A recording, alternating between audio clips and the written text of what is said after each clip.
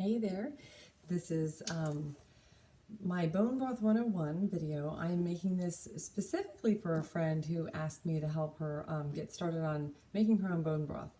And so I figured the easiest thing for me to do is to start a video of how I'm getting my next batch of bone broth started for myself. And I'll show some of the basics and all of the ingredients, and then I will post that both to YouTube and to my Facebook wall. And then as I do steps 2 and 3 and then get it jarred, I will post those videos in the comments of video 1 so that you can follow the full progression of making the bone broth, and then I'll also post those to YouTube. Okay, so the basic ingredients I have in the picture are a whole chicken, organic or free range if you can find it in the grocery store, celery and carrots, organic as well. If you can find those, then you don't even have to wash and worry about getting them cleaned up. Sea salt, turmeric, bay leaf, peppercorn, and this is all in the picture, so don't worry. Apple cider vinegar, and you want it with the mother, so you want it with all the fermented good stuff in there, and shake it up good. And then a big stock pot and distilled water as well, or filtered water from your home if you have that. So basically I have on the stovetop, I have some distilled water in here, and I'm getting ready to just place my chicken right in there and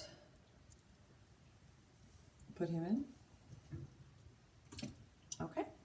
Now after that, you're basically going to just take your carrots and you just crack them like this. That is as much as we're doing with the vegetables. And that's why this was very appealing to me, because it was demonstrated to me back in April by another busy mom with many kids. Likely she homeschooled as well. Likely she was gangbusters about gut health. Okay, I'm also doing the same with the celery. So you see I'm just breaking this apart. I'm not cutting, dicing, or anything. I probably had about 4 stalks of celery and 4 or 5 carrots. Okay, peppercorns. We're going for a handful of peppercorns. Can you see that? That's it. Sprinkling those over. Maybe 1 or 2 more. Okay, 1 bay leaf. Okay, well, if your bay leaf comes out that tiny, go for more. 1 bay leaf. Turmeric, I'm going to go like maybe a teaspoon. That I typically add a lot more after I have pulled the meat and skin out. I add that more for flavor and just for more anti-inflammatory. About a teaspoon of sea salt. And then your apple cider vinegar, we're going to go about 2 tablespoons, but I never typically measure. So I call them glugs. If you can see, my bottle's pretty low, so I'm probably going to go whole rest of the bottle right now. And then I have a backup bottle for when I pull the meat and put the bones and skin back in, and then I add more water. Okay, so what I'm getting ready to do is everything's in my pot. You would add more water. I have some from a jug just because I'm very lazy and I don't like to stand at my water filter and sit there and fill it up. Okay, so I'm basically just covering the chicken. So he's got water over him. And I'm going to put my pot lid on and turn him on high. Okay. Now I'm going to cook him for about 1.5 hours at a boil. And that's going to get the meat cooked. And I will be pulling the meat out after that and putting all of the bones and skin back in. And at that point, I'm going to raise the water level all the way up here to where the rivets are.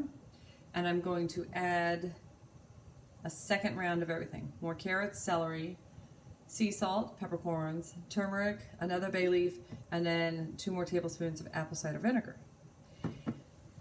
At that point, you're going to simmer for 24 hours minimum, up to 48 hours. I leave mine on my burner on a very low flame of gas. I typically plan this over a weekend or when I know that I will have somebody in the house at all times.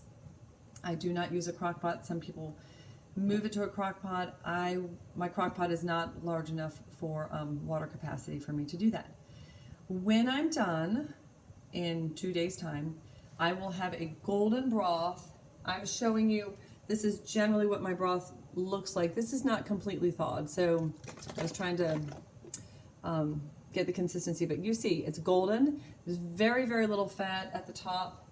I am showing you, well, this one is frozen. I'm just trying to show you that I completely leave the skin in and boil it down to almost nothing. The apple cider vinegar is what helps to pull the amino acids and the marrow out of the bones and dissolve the skin into really, really good, rich collagen, good fats, things that help with brain health, anti-inflammatories, and gut healing. Okay, so that's video number 1, Bone Broth 101. And like I said, I'll post this to Facebook, and then parts 2, when I pull the meat and bring up the water level, that'll be part 2. And then part 3 will be how I harvest all the broth and get that in my canning jars. What is it? Mason jars. Okay, that's it.